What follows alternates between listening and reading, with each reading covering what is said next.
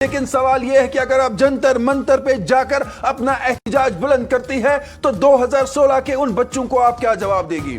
اور آج سید محمد الطاف بخاری نے سچ کہا انہوں نے، میں وہ بیان بھی دکھاؤں گا، بتاؤں گا بھی، لیکن اس انشاء کو کون جواب دے گا؟ اس معصوم لخت جگر کو کون جواب دے گا جو کھڑکی پہ بیٹھی تھی پلٹ چلے؟ اور یہ نہ فوج نے چلائے، نہ پولیس نے چلائے، یا آپ کی سرکار نے چلائے۔ میں آپ کو گن کر وقت، ٹائم، دن، سال سب بتاؤں گا کہ آپ نے عدالت میں کیا کہا جب پیلٹس گن پر بات ہوئی تو کیا محبوبہ مفتی آپ نے نہیں کہا کہ حالات تناپور ہے، پیلٹ چلانا ہمارا حق ہے؟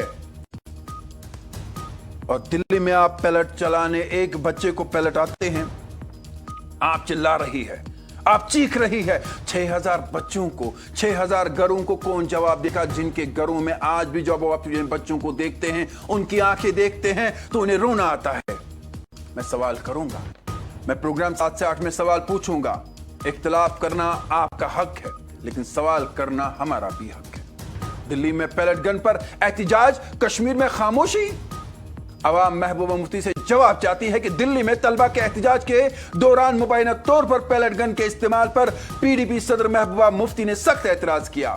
انہوں نے اس طالب علم کے ساتھ زیادتی قرار دیا اور ذمہ داروں کے خلاف کارروائی کا مطالبہ کیا، لیکن آج بہت سے لوگ ایک سوال پوچھ رہے ہیں، کیا یہی معیار کشمیر میں بھی اپنایا گیا تھا؟ سن 2016 میں محبوبہ مفتی جموں کشمیر کی وزیر اعلیٰ تھی، اسی دور میں وادی میں احتجاج ہوئے اور سیکورٹی فورسز نے ہجوم پر قابو پانے کے لیے پیلٹ گن کے استعمال کیے۔ جنوری 2018 میں خود محبوبہ مفتی نے جموں کشمیر اسمبلی میں بتایا تھا کہ جولائی 2016 سے فروری 2017 کے دوران 6221، نوٹ کریں ناظرین کرام اور محبوبہ مفتی آپ بھی نوٹ کریں،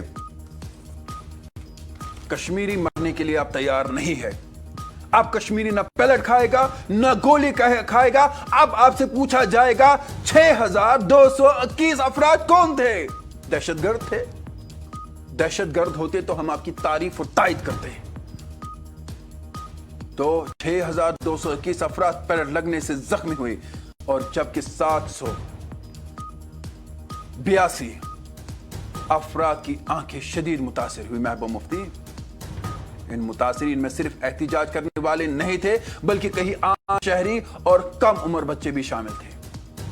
انہی متاثرین میں 14 سالہ انشا مشتاق بھی تھی، جو اپنے گھر کے کھڑکی سے باہر دیکھنے کے دوران پیلٹ لگنے سے دونوں آنکھوں کی بینائی سے محروم ہو گئی۔ انشا آج بھی کشمیر میں پیلٹ متاثرین کی ایک نمایاں علامت سمجھی جاتی ہے۔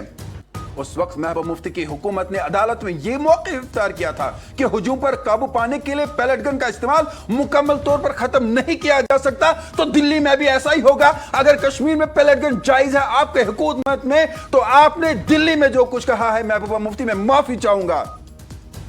میرا نوجوان اب 370 کے بعد سمجھ چکا ہے کہ اس کے خون کے ساتھ کیسی سیاست کی گئی، اور آپ نے عدالت میں کہا، آپ نے اسمبلی میں کہا کہ ہم پیلٹ گن کو ختم نہیں کر سکتے۔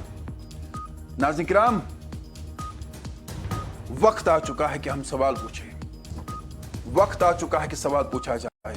دلی میں ایک طالب علم کو پیلٹ گن کی وجہ سے زخمی ہو جاتا ہے تو آپ چلا رہی ہے، یہ غلط ہے۔ 6000 سے زیادہ لوگوں کو آپ نے پیلٹ گن لگائے، آپ نے پیلٹ گن چلائے، آپ نے اسمبلی میں کہا، آپ نے عدالت میں کہا کہ گن کا استعمال مکمل طور پر ختم نہیں کیا جا سکتا۔